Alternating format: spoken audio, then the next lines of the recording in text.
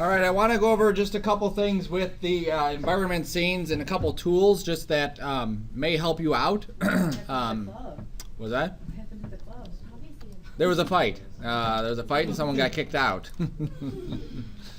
Sounds normal. Use default material. Okay. So looking at the scene, you can see that it's not just a standard thing where we don't have just like a clean thing. So just like our products, we have one product that was nice and clean, then we have the dirty one. So the dirty one helps tell a story. And ideally, that's what you want to do in your assignments is tell a story. You have plenty of opportunity in any of these scenes to give some kind of idea of something else that's in there. It does more than just, you know, for your own teacher wanting this. It actually makes it more interesting for someone to look at. Because if I just had this the way it was before, straight lines and everything, then I'd be like, okay, I get it, and then move on. But having it like this, where I have these things tipped over, now I have a little bit more story there. Having these cones out in here kind of tipped over, there's a little bit more story happening. These should all be 3. Oh, 3, there we go. It's gonna bother me if I don't have it there. Also, I have like the rugs here. And you can see that the rugs are also like kind of pulled and stretched and whatever else. And then I got, oops, there's my ATM. Put a bang on the ATM like someone tried to rob it. Right. And that'll be like something with texturing. I could have a texture for the screen being broke, right? Someone's in line, they're upset, they crack the screen. There's my garbage can that's kind of like jostled. Maybe I'll just push this in a little bit more.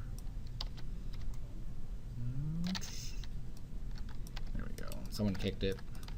And then I have these cardboard boxes here. I don't know what I'm going to do with those yet. I just need something to fill up that space.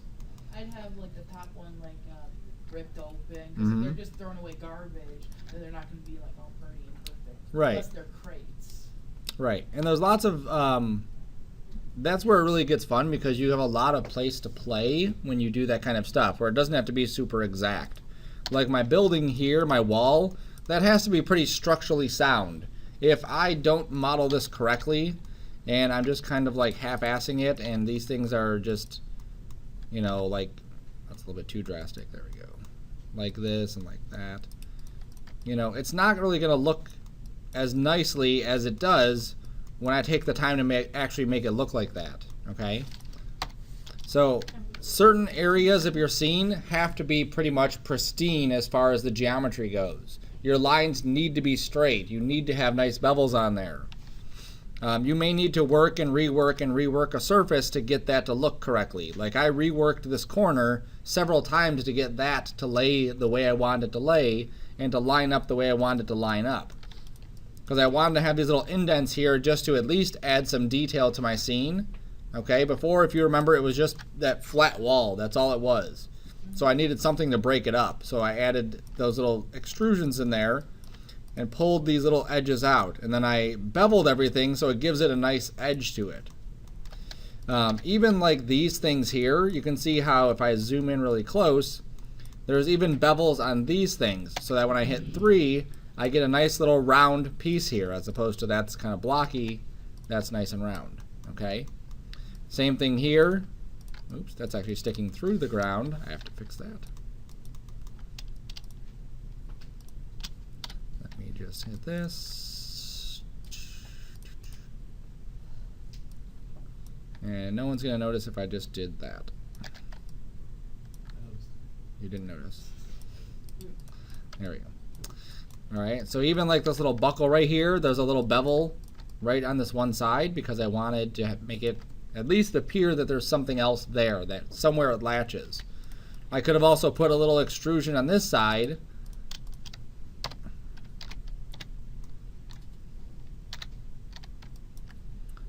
For the clip that right. goes out. For that little clip that you would use to pull out of there. And now, you're not going to see it up close, so I don't need to spend too much time on the detail of it, but from back here, I'll definitely see something there. I'll definitely see some bit of detail. And up close, it looks horrible. But far away, all these little details that we add are going to make it appear much, much nicer than it would otherwise. Even my velvet rope here, you'll see that I put a error crash. Boom. So I get my thing.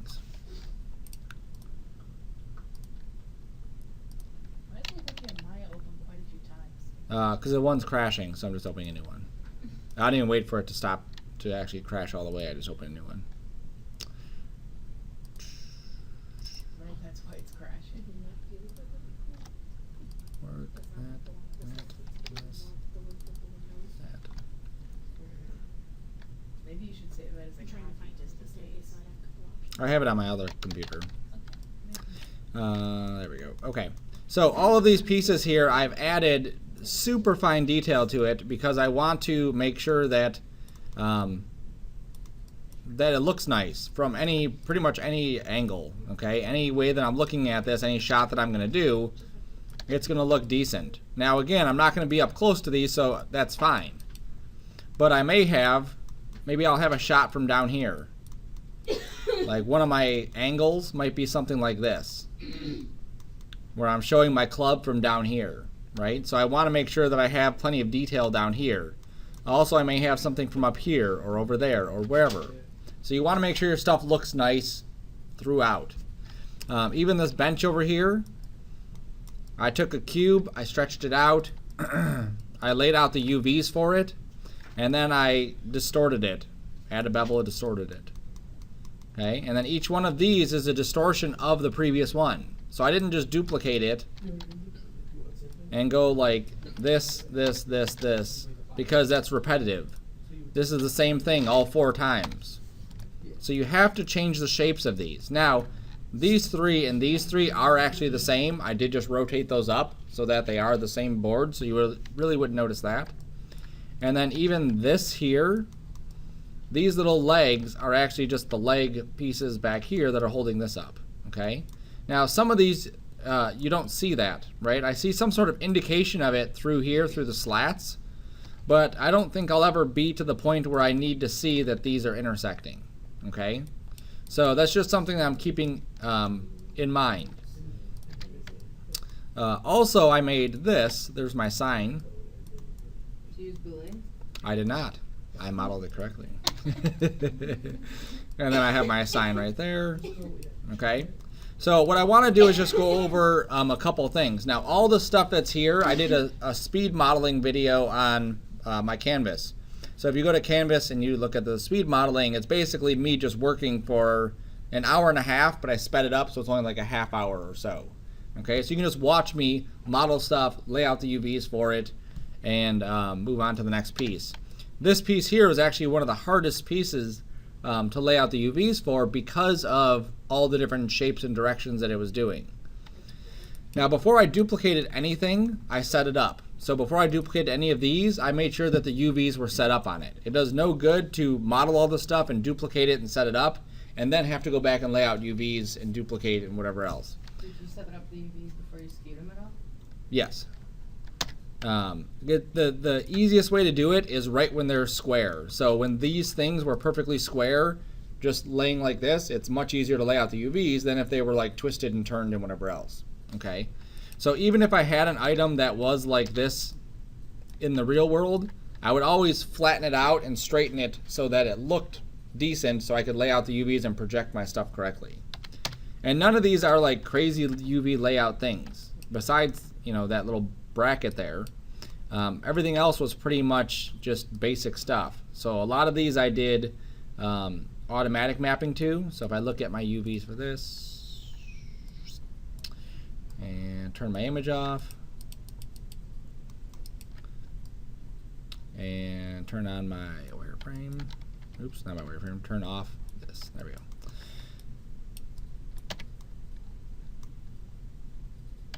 Come on, update. All right, let's try this one. There we go. I'm not sure why that first one didn't want to update. Maybe there's 2 here. Yep, there's 2 there. Let me reset that one to get it back. Let me delete this one. There we go. Okay. So all of these are square. Now with something like this in here, it's a plank of wood. So what the top looks like and what the side looks like and the dividing line between them is pretty organic looking. It's not like if I did have a seam between them, anyone would really notice because of how they're lined up, how wood grain moves. So the way that I've set this up is I did automatic mapping, which gives me this, okay? So just so you can see it, I'll do it to these like rickety pieces, which might turn out a little bit different. So I'm going to do automatic mapping, and it does this. It takes basically your shape and it just projects it in 6 different directions. Then I'm going to stretch it out like this to make this square. Come on, I clicked on you. There we go. Alright, and then I make sure it's square this way too. This way too. There we go. And then I make sure that it's square height-wise.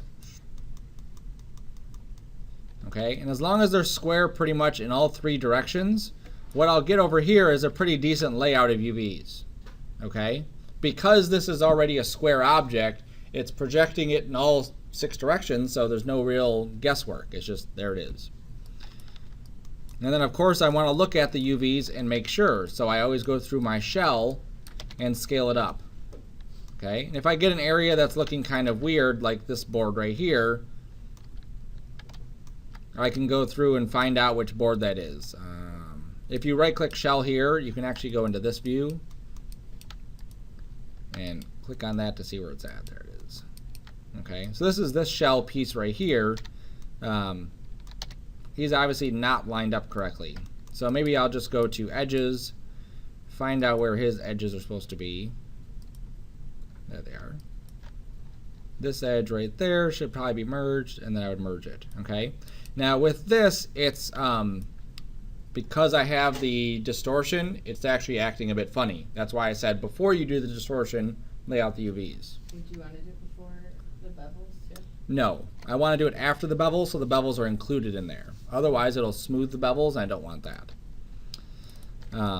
So I laid out the UVs. Now also look at where the UVs are for this. Oops, come on. So the UVs for this board are over here on the left side. So what that means is that when I bring in a piece of wood texture for this, I have that left side that's going to be using all of that wood for my board. And then for my variation, so I don't have the same wood texture on every single board, I have this other room. So that my next board I can scoot the UVs over for. And the next board I can scoot the UVs over. And each board I can kind of scoot this over, and it'll pick up a different piece of that texture, allowing me to make the boards seem like they're not all in one piece, or all basically duplicates. So just so you can see what that would look like.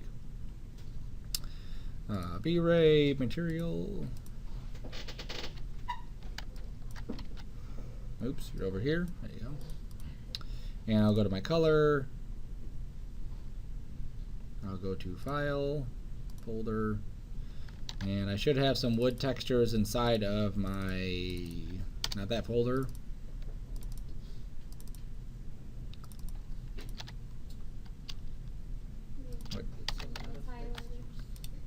A lot of wood textures, there we go.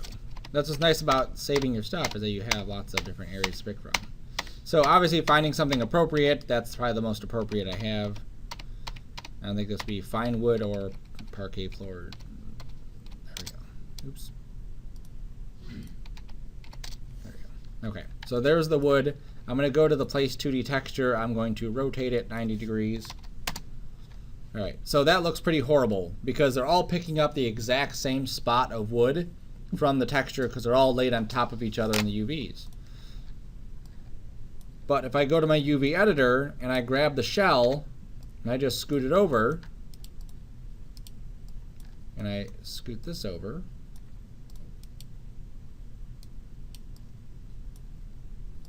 I scoot that over,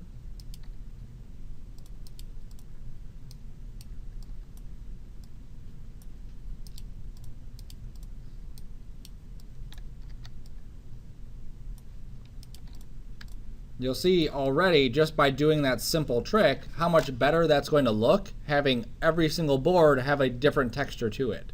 Okay? Then when I drop my bump on there, super easy, right? Because the bump's going to do the exact same thing. I don't have to move my UVs. My UVs are already laid out. It's just a matter of dropping the bump on, and then the bump will do its thing. Bump, bump, bump. 2D, file, this. There we go. I still need to rotate it 90 degrees. There we go. 90 degrees. There we go. Okay. So the UVs for the bump, or the texture for the bump, texture for the file are there. I may have to adjust my reflection. I may have to adjust my other properties. Okay. So overall, it's done. I don't have to touch it as far as, you know, tweaking it or anything. I'd most likely want to go into Photoshop and maybe find a better wood, number one, but also tone down some of the color. It's a little bit vibrant for such an old bench. Or add some paint with some flaking to it. That might be like a neat way to show that off too. So the same thing kind of on these things too. If I look at my UVs for it, you'll see where the UVs are at. And so I could, again, kind of sample from different areas of that texture to pull up different things, pull up a different way for this to look. Depending on how heroic, how centralized a specific item is in my scene, those are the items I want to pull into Mari and paint the texture right on those, okay? So I may have, let's say for these guys, I may have this, this, this, and this one be all textures that I just do inside here. But these two, at least, let's say I want to add a little bit more texture. Maybe the guy got pushed and he fell on there and he cut himself and now there's blood on them for whatever reason. So maybe those I want to take into Mari and add like some little blood lines or something, right? So I'd take these into Mari and I'd do a special texture for just these two because they're important to the scene. For my building here, I definitely want to take that into Mari and paint the texture on there to give it the look that I want to have. It's such a big item, it needs the detail, it needs the time to tweak it and make it look the way it should look. Same thing with these cones. I don't think this would be too difficult to go into Mari and just paint some different colors on them because these are very specific looking kinds of things. They're very unique things.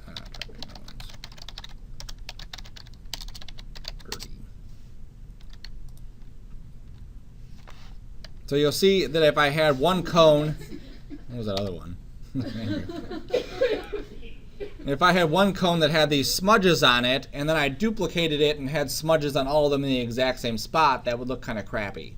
So something like this, I could quickly go into Mari and just paint some basic smudge marks, and then just apply that to each one inside there. Okay? So something like that I definitely want to play with. Did you just go into like Photoshop and create something? One color? Yeah. Like a whole thing? Yeah, I could just assign this to be just a texture that has those different kinds of smudges on it. The only issue with this is these UVs are broken up. So if I had a smudge on it that was like here, it would stop where this edge stops and pick up where this edge picks up. So it wouldn't flow all the way around. And it would look weird when I hit 3 for it to just stop right here. Right? So something like that, like I said, definitely want to paint it inside there. I also have my ground. You'll see I extruded the cement cracks here because I wanted just a little bit more detail to it, a little bit more depth. Didn't add a whole lot of geometry to it, so that was fine to do it that way. What else do I have in here? That's pretty much it. I got my sign right here. I did not lay out the UVs for the sign. This is how the UVs come, and I'm fine with leaving them just like that. This is the God of Partying, Dionysus. Got a wine. Got a wine? And parties. And parties. All right, so let me show you just a couple little tools, little techniques that I use that may help you out while you're doing your stuff.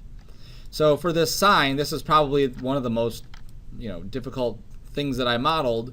I look at the basic shape of this, okay? So I'm looking at this profile of it going this way, this way, this way, this way, that way.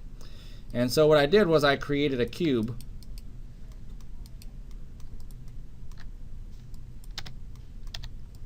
And it doesn't matter what size it is because I can always resize it.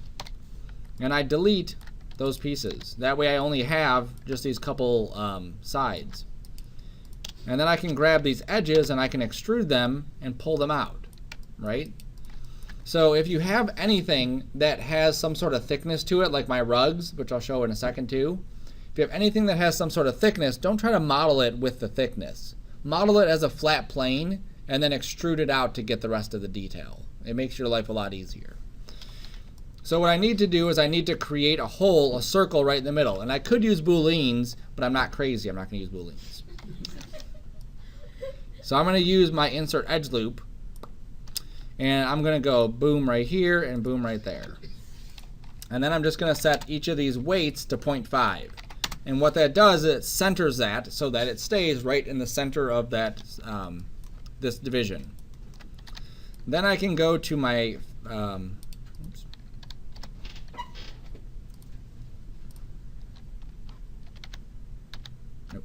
Then I can go to multi-cut, there we go. And I'm just going to draw a line from here to there. And then here to there. So I'm drawing basically just this like X pattern. And then I can draw another multi-cut.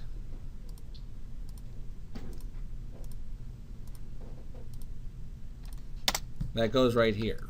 Okay. Now let me go into my side view. There it is.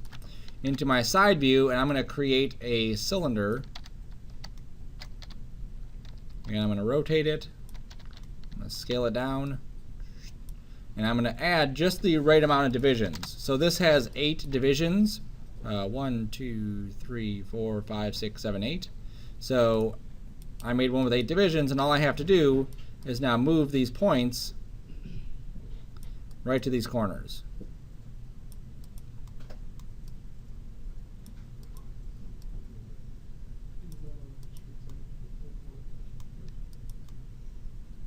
And again, it took me a second to do that, but now I have this hole, and I delete it. Okay, so now I have a hole right in there. It's not Boolean, so it's nice and clean.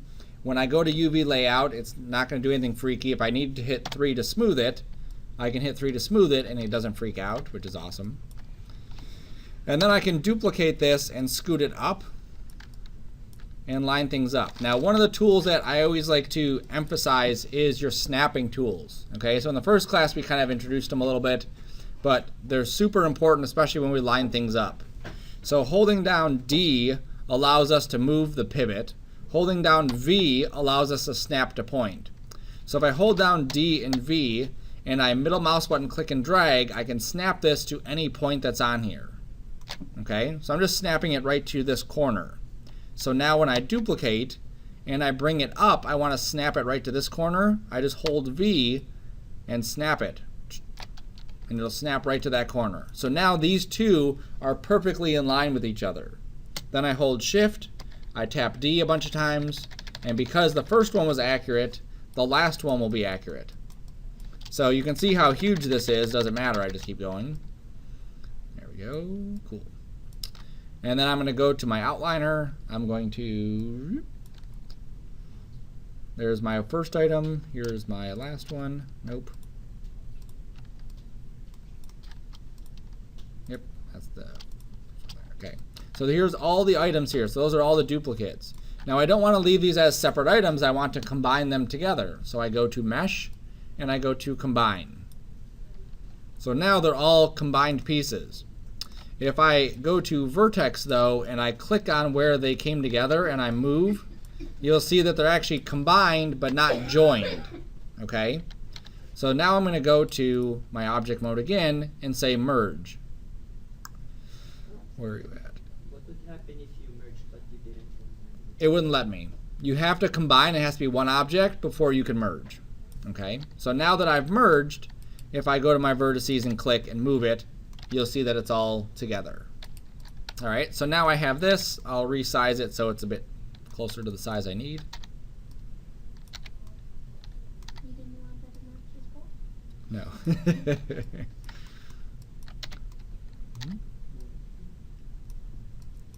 There we go. All right, so that's close enough.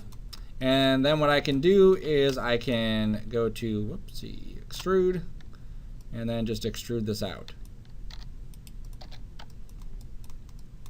Okay. Now if I were to hit 3, you'll see that I get this shape here, which actually doesn't look bad. If you look at the shape of them, they are pretty soft in what they look like. They're not super hard. No parking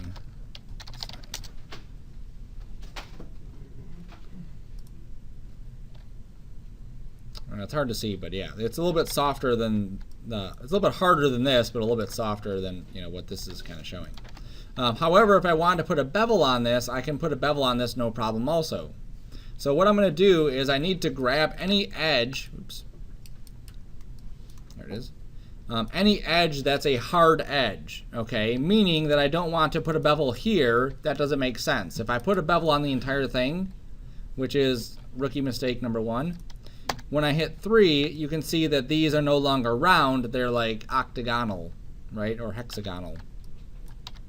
Octagonal. So what I want to do is put a bevel just on these edges here. And then also all the edges like this. Okay?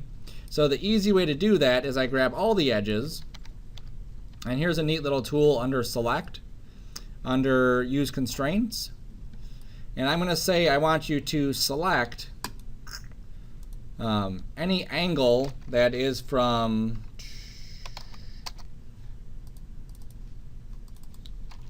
50 to 120. So what this is going to do is it's going to find any edge that has an angle of 50 degrees, which is like this, to 120 degrees, which is like that. So basically anything that is moving in a different direction.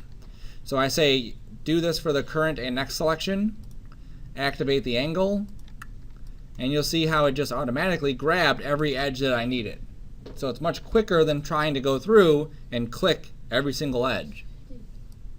So now we'll bevel. That's actually the default settings are good. So now when I hit 3, I get this nice shape. Okay, very simple, very easy to do. Now, the way that I did this floor is the exact same way with this thing, but in a different set of settings. So let's say that I have a plane, whoopsie, a plane like this, and I want to create little divisions in the plane, like I want to create little notches. So what I did is I went through and I beveled everything in here. So I went to Bevel. I'm going to take my fraction down to like 0.05. There we go. And you'll see how this creates these little lines. Okay, so now we have this pattern. So now what I want to do is I want to close these. I want to extrude just the dividing lines, right? I just want to grab where all those lines are and extrude them and push them in to create these little gaps where the sidewalk would be. So if I go to my select constraints, I have to reset this. So let me just say reset and pick it. So what I want to do is go to faces and basically pick all of these. Now again, look how tedious this is going to be trying to select each one of these like this and then doing that. Oops. Okay, horrible. So I'm going to use a constraint to do it. If I go to select, I go to constraints, I say current and next, I go to geometry, and then the one I'm going to use for this one is area. So basically I want to say I want to select things that are within a certain area range. I have no idea what their area range is, I just know they're pretty small, right? So these edges here, these faces here, are pretty small compared to that one. So they should have a smaller area to those.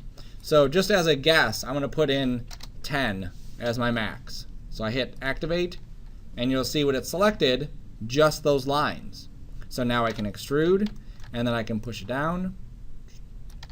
And now I have these little dividing lines right here. Okay? Now if it wasn't 10, let's just pretend that I wasn't perfect and I made a mistake.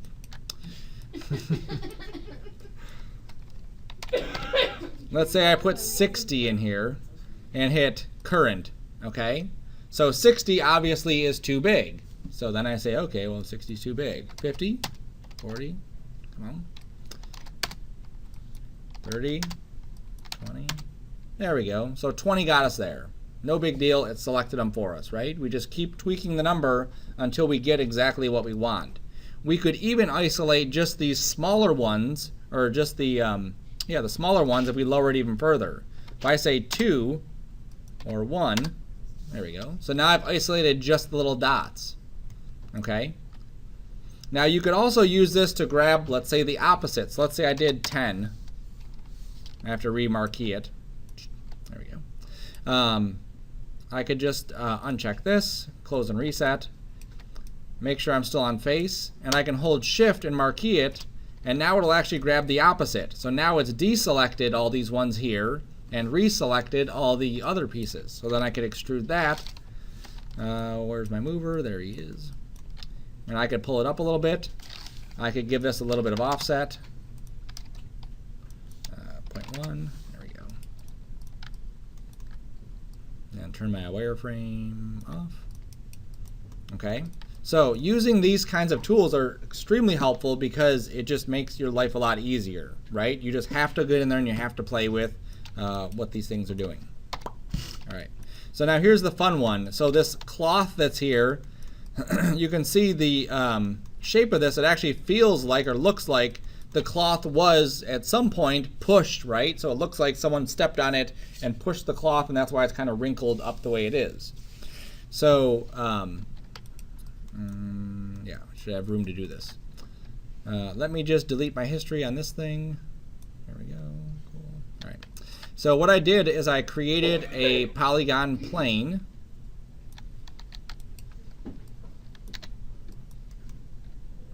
There we go. And I roughly sized it to what the cloth would look like the first day they put it down, right? So the first day that it was nice and neat, roughly like that. Okay. So then I need to create square divisions. Right now, each one of these faces is a rectangle. So I'm going to go to my plane. I'm going to go to my height or width. See, I'm not perfect. Damn it. There we go. And I'm going to keep stretching this out until I get these things to look square. So there's 80, 90, 100. There we go. So that's 100 divisions one way, 10 divisions the other way. And I get something that looks pretty square. Maybe a little bit more or less. That looks better square. Okay. So there's a lot of divisions. The more divisions I have here, the more accurate this is going to be, the more detail I can add to it, right? So if I wanted a lot of detail, I would actually up this number. I'd go to 180 and 20, and I would have a whole lot of detail inside here. So once I have this, I'm going to go to my FX. I'm going to go to my Ncloth. I'm going to go to Create Ncloth. So what that does is it makes that piece of polygon an Ncloth object. So I'm going to right click on my timeline, make sure this is set to play every frame, and then I'm going to rewind it and hit play. And what will happen is it falls down. Okay, and you'll see that it lands right on the ground. Because I already set this up, it already had the collision on there. So if it didn't, I would go to Ncloth, create a collider. And what that does is it makes my cloth collide with my ground. Okay, so I click the ground, I say Ncloth, passive collider, and now they collide with each other. So you can see just by doing this, I actually get some pretty decent results. Like that could look like how the carpet was laid. Let me rewind it again, click on this again. Now I did have some other options set up. Under my under this cloth on the far right, there's a nucleus. And this is kind of like, what are the properties of the world? What is happening to this? So I added some wind noise. So the wind noise is what's going to give it a little bit of ruffling. If there's zero noise to this and it falls down, it's going to fall pretty much flat. Okay, so it doesn't look very interesting because it's perfectly flat. Cranking up some of this wind noise, let's just go with 30. Rewind it and hit play. There we go. And now it's bunched up. There was a big tussle in the streets. Let's rewind this and go to 10. There we go. Okay. So what I do is I rewind it, I change settings, I play it, and then I do this over and over and over again until I'm happy with the results. Okay, until I get what I want this to look like. So here, that looks pretty cool how this is laid out too. So let's pretend that I like this. So I just duplicate it. When I rewind it, the other one's still up here. So I can actually just take this and scoot it aside, and I'll just maybe use that for something else. Okay. Now to get this one to do what it did, what I did was I rotated it like this. And what's going to happen is it's going to fall down and it's going to start sliding towards the right. Maybe. Yep, so you can see how it's sliding towards the right. So what I did was I said I don't want you to slide towards the right. I'm going to make a cube.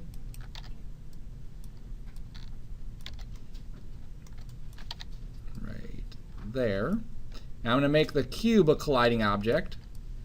And then I'm going to hit play, and what's going to happen is it's going to bunch up in the cube, against the cube.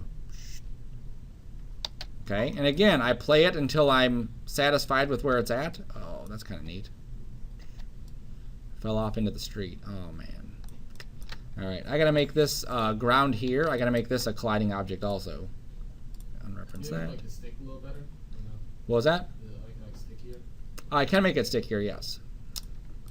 I can also play with some of these properties. So like on the cloth itself, there's presets, and you can choose different presets that are here. So if I want this to be like concrete, I can hit play, and it'll be like concrete. So it's basically going to be fall down straight like that. And I can make this like water balloon. Okay, so it's not going to look like a water balloon, obviously, but it'll just kind of behave like a water balloon would. The one that I used for this was silk, because that gave me the best look for creating these kinds of like ripples to it.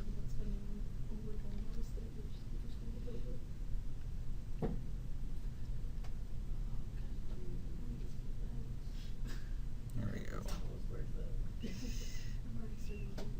Oh, why are you blowing off of there now? That doesn't make sense. The wind noise is still up. I know, but it wasn't that high. I'm going to make these guys colliders too. I could also take my wind direction and crank it down. So this is X, Y, and Z. So by pushing it -5 down, it's basically saying go towards the ground faster. Oops, I forgot to change my wind noise down a little bit less.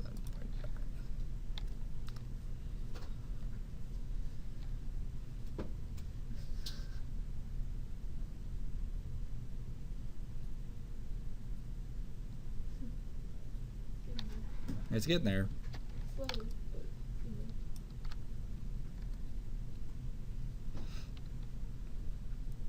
Now obviously we gotta wait till the whole thing does it, otherwise it's gonna look weird. So you just like pause it where you like end up freeze it? You just duplicate it. And then once I'm happy with what I got, I'll delete the one that's moving around.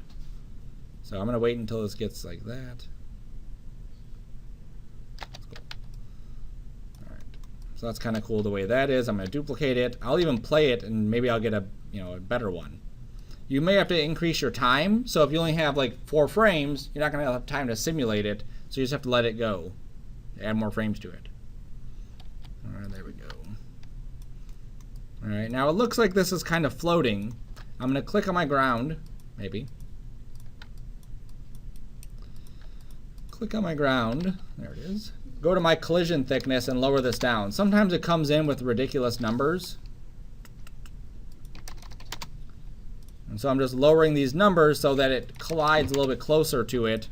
Otherwise, it's going to be a little bit further away and look like it's floating like it does here. There we go. Because it has like a force field? Well, yeah, it's just like a little margin that goes around it. All right, that's kind of neat the way that is. So I'll duplicate that. All right, so I'm happy with the way that looks.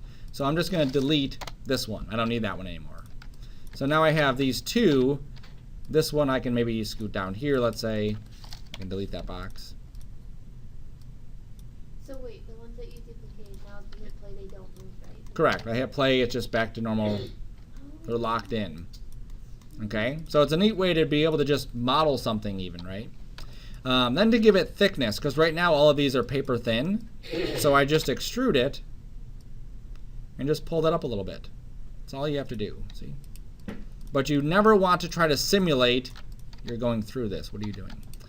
You can't go through the hole. There we go. You never want to simulate a thick surface because it'll actually, like, it will go through itself. It's not a perfect system. So you always want to do it flat, like this. And you want to lay the UVs out before you do anything? You actually don't need to lay out the UVs because of it being a plane. The UVs are already laid out. You may just have to tweak it afterwards, because if I were to put my checkerboard on either of these, it's going to come out stretched. But then I could just go to the shell and stretch it out this way, and they'll be square. And then I just shrink it down until it fits inside here. Now if we had a different shape, because Ncloth could actually be anything, I could make this an Ncloth if I wanted to, right? I'd lay out the UVs first on that if I needed to. Just for fun, real quick, let's just make this Ncloth. I'm going to actually smooth it out, so we go to Mesh, we go to Smooth. Okay, because we need more divisions. This really doesn't have a whole lot of divisions in it.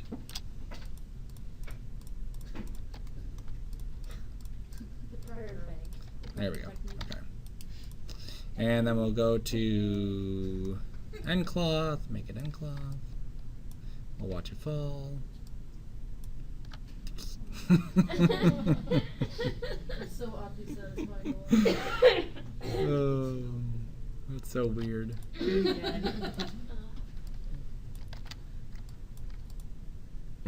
more entertaining. Are the velvet ropes hand-cloth too? They are not. Those are just hand modeled in that direction. But if this was an animation where I wanted to actually show the velvet ropes swaying, I could definitely use that, right? Or if I had a flag, right? I had a flag on the side of this building. I could have the flag waving. Lots of different things. I could put trash in the street. I could use What are the things that you use to hold it? constraints. Okay, so let's make a flag real quick in case someone wants to make a flag. So I'll make a plane here. I rotate it.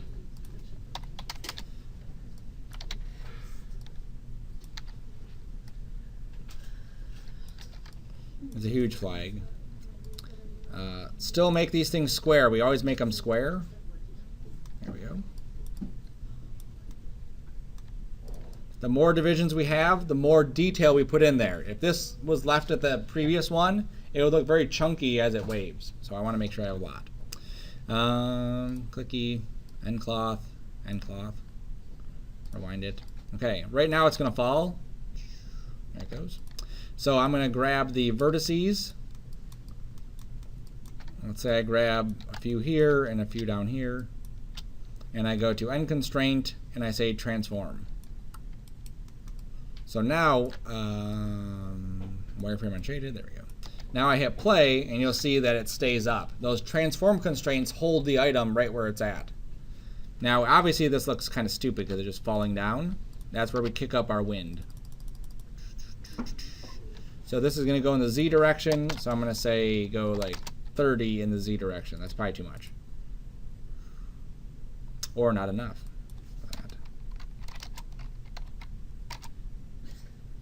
152. Alright, I may have to rewind this and then hit play. Nope, there's just a lot of stuff in there. This might fly off. Maybe you need to tweak the No, this should be working. Let's take the air density up.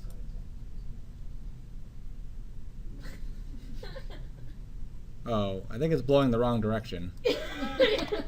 Negative. No? Oh, it's the right direction. It's just being stupid.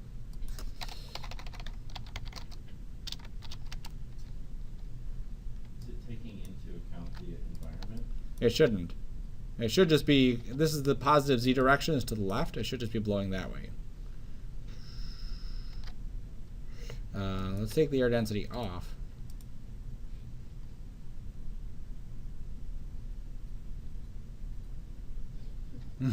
Oh, what is it doing?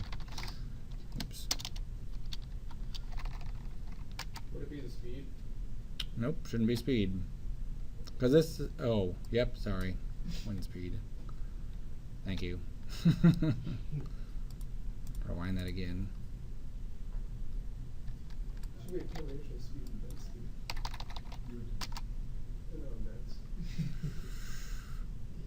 There we go. It's going.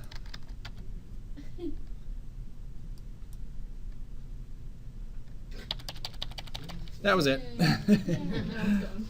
Now it's gone. I just destroyed it. There we go. So let's take this air density back to 1. Let's take the wind speed down to 5. Let's add some wind noise. Wind speed up a little bit. There we go.